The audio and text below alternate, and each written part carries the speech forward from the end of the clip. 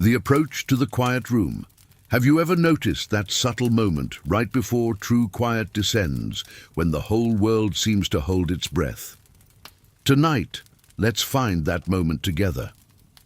I remember when I first discovered this room. It wasn't a place I walked into with my feet, but a space built entirely of soft light and silence, deep inside the landscape of my own mind.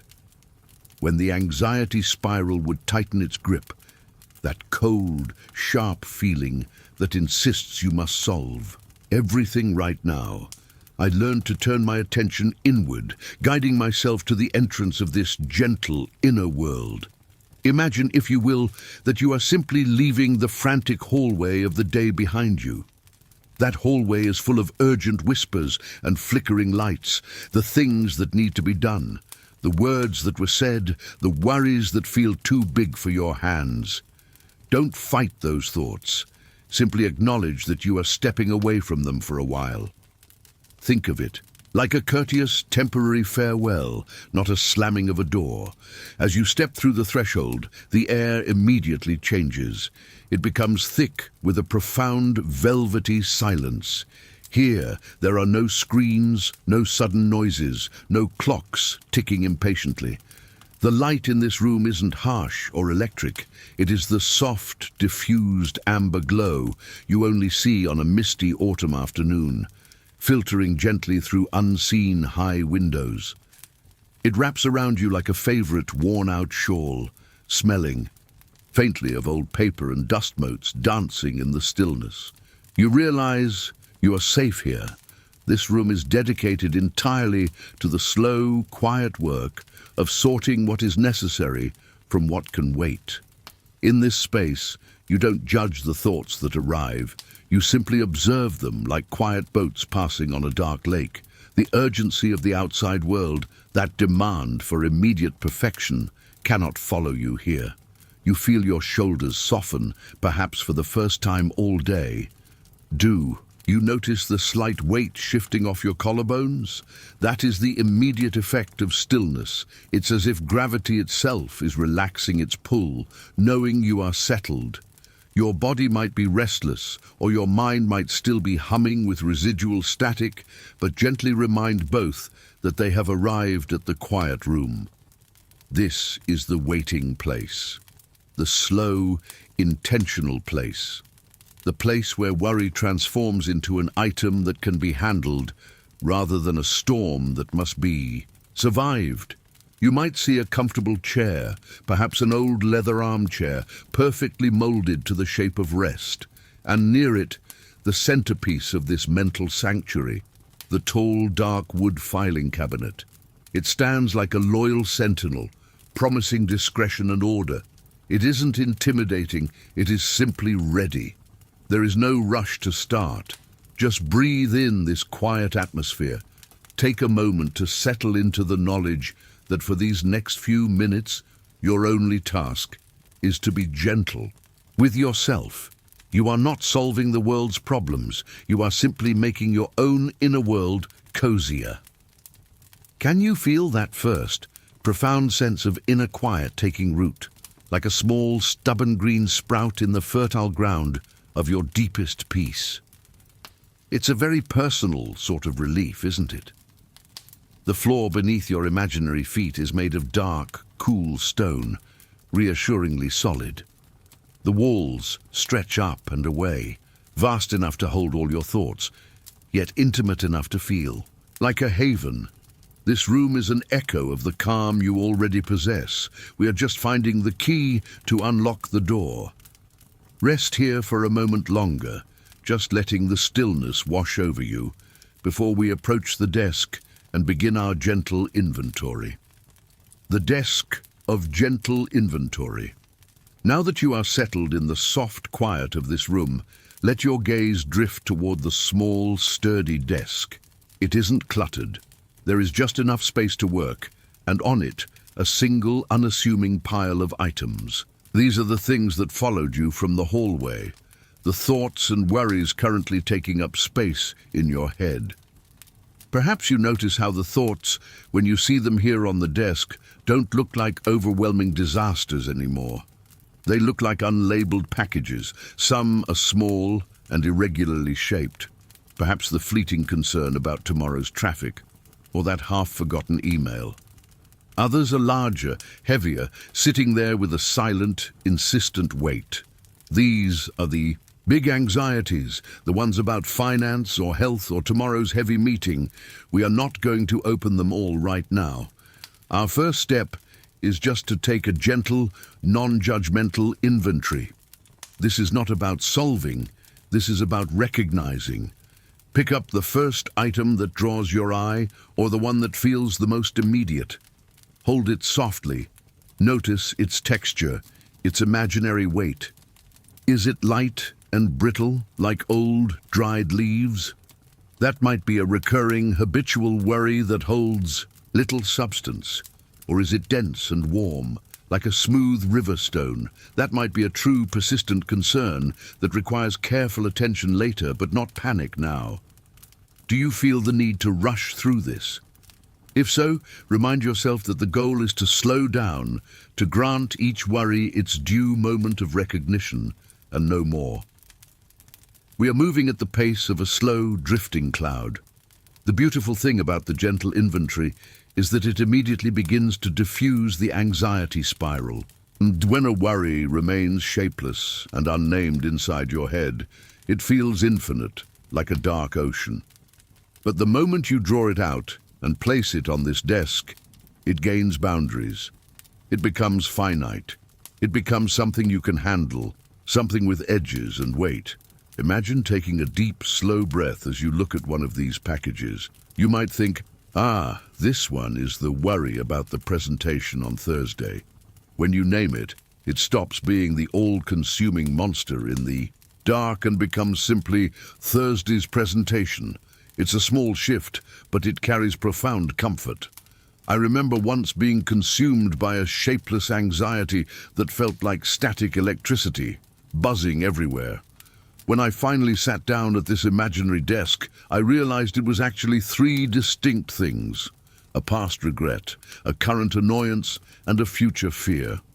By separating them, giving them each their own space on the desk, none of them had the power to merge and multiply into a single overwhelming dread. So, continue your inventory, very slowly. Just touch the items. Don't engage with the stories they tell, just acknowledge their presence. Hello, worry about the budget. Good evening. Thought about that slightly awkward conversation. You are treating them like respectful guests who have arrived at your inner doorstep. They need recognition, not immediate action. Let your fingers trail across the smooth wood of the desk, grounding you in the present. A moment here in this quiet room. We are preparing these items for filing, transforming them from swirling chaos into ordered, manageable folders. We are practicing the gentle art of pausing before reaction, and in that pause, we find peace. The texture of the files. You have gently identified the items on your desk, recognizing their presence without allowing them to spin you into confusion. Now, we move to the next soothing step. Transforming these shapeless thoughts into defined, containable files. Look now at the cabinet. It doesn't hold chaotic piles. It holds order, quietly waiting. Open the top drawer, or the one that feels most accessible to you right now. Inside, you see a neat row of blank file folders. These folders are not cold or clinical. They feel warm to the touch, like soft, heavy cardstock. Reach out and select one for the item you just recognized. Perhaps the worry about Thursday's presentation. When you hold the file, feel its texture. It should feel substantial, almost reassuringly thick, giving you the physical sense that it is strong enough to hold this weight of concern. Run your thumb across the edge. Notice the quiet, soft friction. This tactile moment brings you deeply into the present, away from the future fear. Imagine the color of the file you choose. Perhaps for a work worry, you select a soothing, deep ocean blue, symbolizing distance and perspective. For a personal worry, maybe a gentle, muted green, symbolizing growth and patience. This is your mental space, and you get to imbue these objects with whatever sense of calm you need. The crucial part of this step is the transfer. Take that unnamed worry from the desk and place it inside the file folder. As you slip the piece of paper, the physical manifestation of the thought, into the folder, focus entirely on the quiet sound it makes, a soft shh sound perhaps, as the paper settles against the smooth cardstock. This sound is a cue to your mind. The thought is now contained. It is no longer loose, free to float and bump into other fears, but is now resting, defined by its boundaries. This act is a profound metaphor for mental release. When an anxiety remains raw in your mind, it feels boundless. But once it is filed, it occupies only the space of that folder. It becomes a unit of concern, not the whole atmosphere of your mind. I remember when I first filed a folder labeled Old Shame. The thought had haunted me for months, a vague, heavy cloud. But once I wrote the words, sealed them in the folder, and felt the weight of the cardstock in my hands, the cloud dissolved. It hadn't vanished forever, but it was now an item in storage, not a constant companion. Feel the weight of the newly filled folder. It's a comfortable weight, manageable and finite. The folder holds the worry, so that you don't have to. You are creating a respectful, orderly space for your mental burdens. You are giving them a temporary home so that your own inner home, your quiet room, can be empty and peaceful once more. Breathe in slowly, filling your chest with the stillness of this room. Breathe out, releasing the tension from your hands. The texture of the file is a promise. The worry is secured. The container is ready. The act of labeling and naming you are holding the file, its substantial weight feeling steady and secure in your grasp. The thought, once shapeless and vast, is now contained within this defined boundary. The next step is arguably the most powerful act of diffusion, giving the worry a precise, small name. Look now at the smooth, blank tab of the folder. On the desk, you find a gentle, flowing pen, perhaps an old fountain pen that moves across the paper with a quiet, satisfying grace. We aren't going to write a dramatic novel here.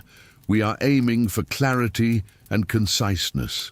The secret to this labeling process is to strip away the emotional exaggeration and arrive only at the core fact. If the package was, "I am completely failing at life and everything is awful," the label should not reflect that overwhelming feeling. Instead, find the specific event or task.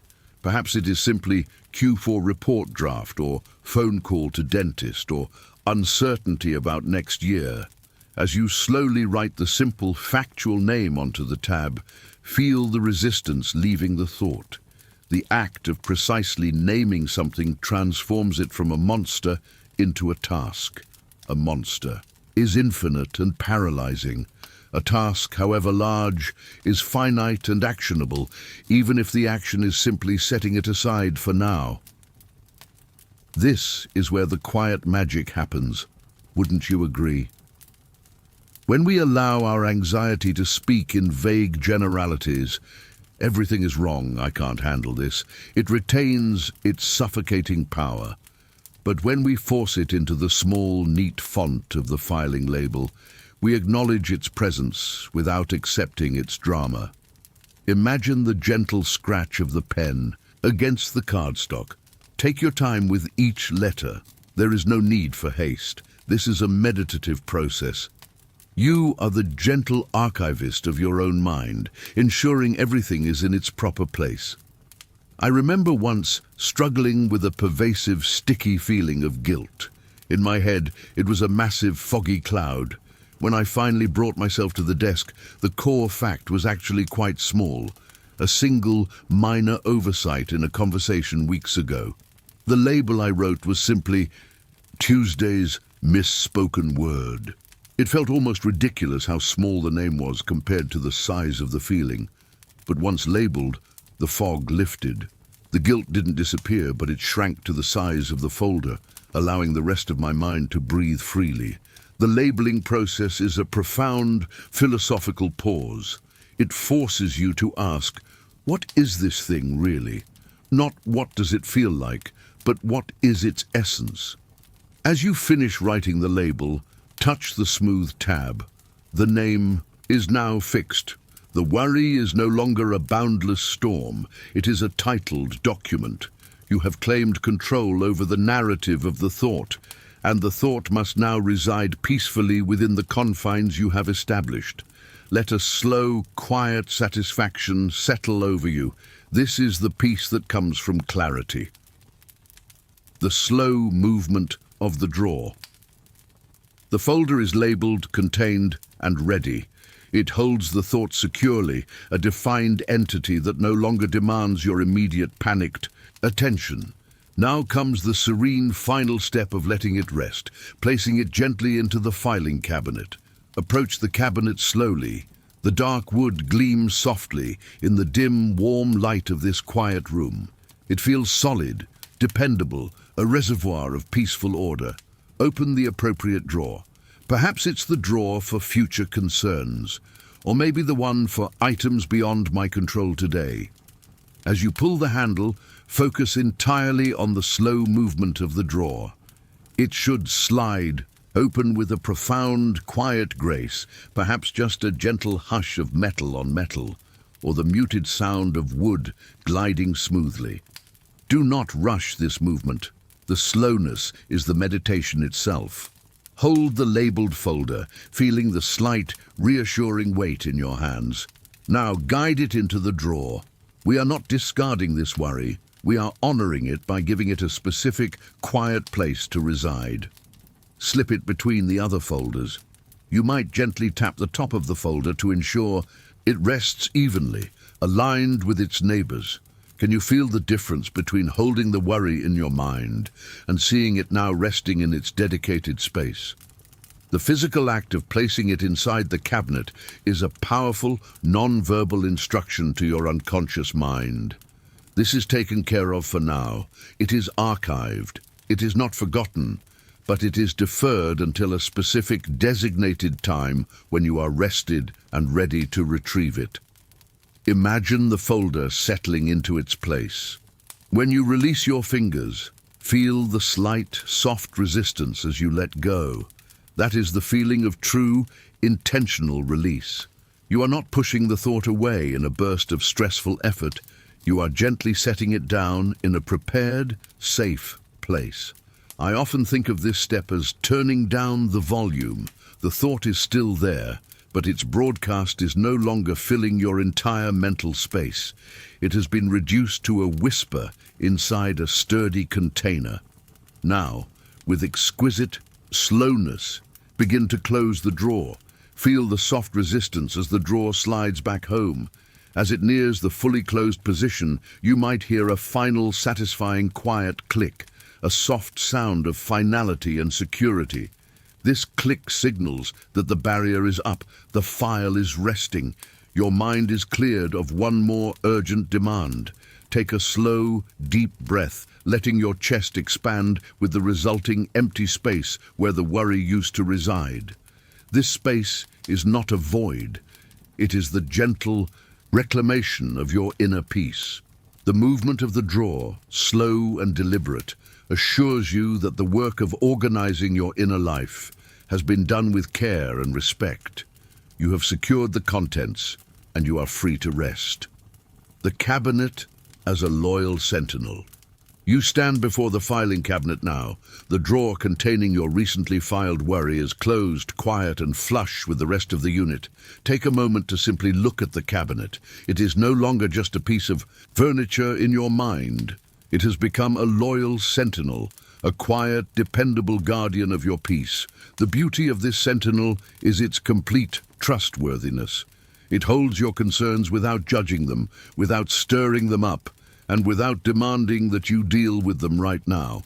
It is a silent promise that everything you have placed inside is safely stored, waiting for the light of a new, well-rested day. Sometimes, When an anxiety spiral used to grip me, the greatest fear was not the problem itself, but the fear of forgetting the problem. It felt like if I didn't hold on to the worry, it would somehow sneak up on me later, unprepared. But this cabinet relieves that pressure. It holds the memory, so you don't have to. The cabinet allows you to differentiate between holding and storing. When the anxiety was swirling in your head, you were holding it. A strenuous, exhausting task. Now that it is filed, you are simply storing it. This is a passive, gentle action that requires no ongoing effort from you. Run your hand gently over the smooth, cool wood of the cabinet surface. Feel its solid, unshakable presence. It is a quiet anchor in your mental room. It reminds you that the chaos is not gone forever, but it is contained. It is not buried and ignored, but respected and archived. Doesn't it feel comforting to know that some part of your mind, this quiet sentinel, is now diligently managing the load for you? This cabinet is not a place of permanent avoidance. It is a place of intentional deferment. You know exactly where the item is. You gave it a name and a file number.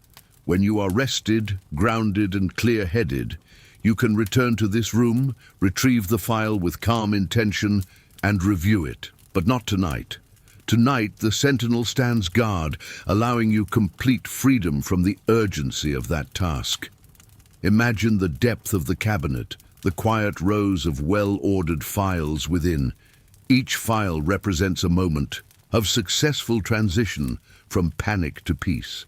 They are not monuments to fear, but small, quiet victories over the feeling of being overwhelmed. Each closed drawer is a confirmation of your capacity for inner organization. Let the sight of this faithful sentinel be the last gentle command your mind receives before sleep. Rest. Everything is accounted for. Let the warmth of this quiet confidence settle over your entire being, from the top of your head down to the tips of your toes. The guard is posted. You are off duty. The philosophy of the pending tray. Even in this room of quiet order, there must be a space reserved for the thoughts that resist immediate categorization. Sometimes, a worry arrives that is simply too vast, too new, or too complex to be neatly labeled and filed. To honor this complexity, let us look at the gentle pending tray sitting quietly on the corner of the desk. This tray is not a symbol of failure or incompleteness. It is a profound acknowledgement of the human experience. It is the sanctuary for the unresolved, the ambiguous, and the simply too tired to deal with right now. Imagine this tray is woven from soft, pliable willow branches, allowing the light to filter through, so the thoughts inside are never trapped in darkness.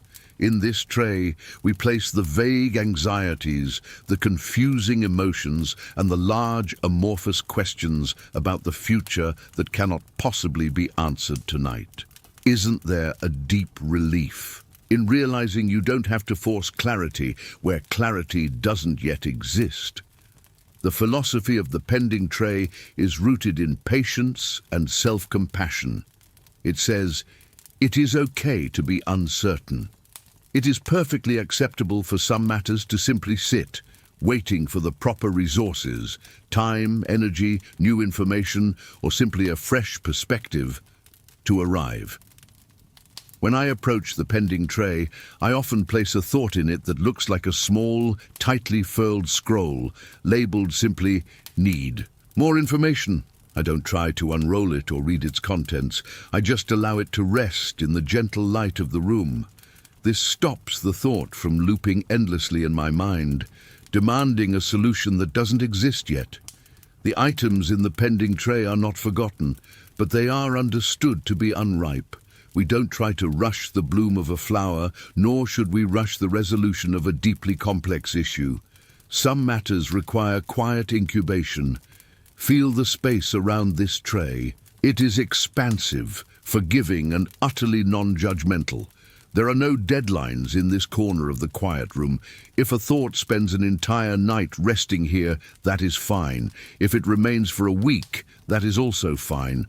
We are granting the thought the dignity of its own natural pace toward resolution. So, if there is a nagging uncertainty still hovering at the edges of your awareness, something that you tried to file but it just wouldn't settle, gently lift it and place it into the pending tray. Let it settle softly against the smooth woven base. Breathe into the acceptance of the unresolved. Let the stillness of this gentle place teach you that peace does not depend on certainty. Peace depends only on the decision to rest and to let things be as they are for now. The pending tray is your soft permission slip to release the need for control tonight. The closing of the door and the quiet sigh. The work is complete. The immediate anxieties are respectfully archived in the solid cabinet, guarded by the loyal sentinel. The ambiguous concerns are resting gently in the pending tray, awaiting their season of clarity. Your desk is clear, and the quiet room feels spacious, light, and profoundly empty of urgency. Now, take one final lingering look around this sanctuary you have created within your mind. Notice the smooth, cool floor, the soft amber light, and the deep, pervasive silence. This space is a reflection of your own inherent capacity for peace and order. You didn't create the calm, you simply cleared away the clutter that was hiding it. As you prepare to step away from the desk and the cabinet, you are preparing to step toward true rest. Take a slow, settling breath. Allow your chest to rise and fall with the rhythm of deep tranquility. On the exhale, let the breath carry the very last residue of tension, doubt, or hurry. Allow your lips to soften, your jaw to unclench, and your eyelids to feel heavy and warm.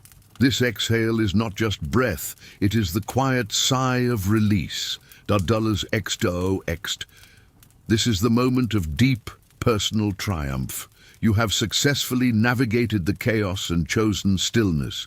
You have proven that even when the spiral begins, you hold the inner authority to stop it, to contain it, and to set it down gently.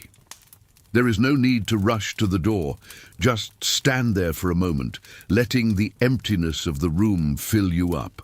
This emptiness is not lonely. It is the quiet, fertile ground of your own rest. Now turn and begin to walk slowly toward the entrance of the room. It is the same doorway you entered, but the hallway beyond is now muted, softened by the calm you have established within. The worries waiting outside have been told very clearly that their time is over for the night. As you step through the threshold, you are bringing the peaceful residue of the quiet room with you. You are carrying the feeling of the smooth, cool stone floor, the scent of old paper and stillness, and the confidence of the loyal sentinel. You are not escaping the world. You are simply resting. You are giving your mind and body the time they need to integrate and heal. Tonight your work is done. You are safe, you are warm, and you are ready. Find the coziest spot in your own bed now, allowing the weight of your head to settle deeply into the pillow. Close your eyes and let the gentle order of the filing cabinet meditation be the last thought floating in your awareness. Everything is filed, everything is accounted for, everything is quiet. Drift now into the deep, soft currents of rest. Good night, and sleep peacefully.